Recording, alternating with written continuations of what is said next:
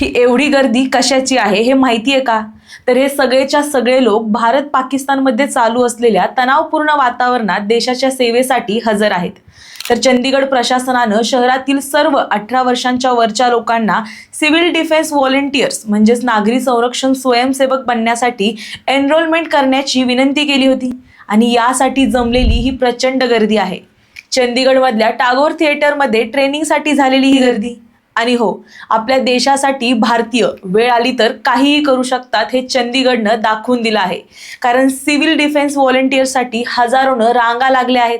कारण पुढे जिथे जिथे रेड अलर्ट असेल तिथे तिथे आपल्या सुरक्षेची चिंता न करता सामान्य नागरिकांना सहकार्य करण्याचं काम हे व्हॉलेंटियर्स करतील. पंजाबमध्ये सध्या मोठ्या प्रमाणावर शाळा, कॉलेजेस आणि कम्युनिटीज बंद आहेत आणि त्याच पार्श्वभूमीवर ही तयारी सुरू आहे. तुम्हाला याबद्दल काय वाटतं? सोबतच महाराष्ट्रात असा आदेश निघाला तर तुम्ही एनरोलमेंट कराल का?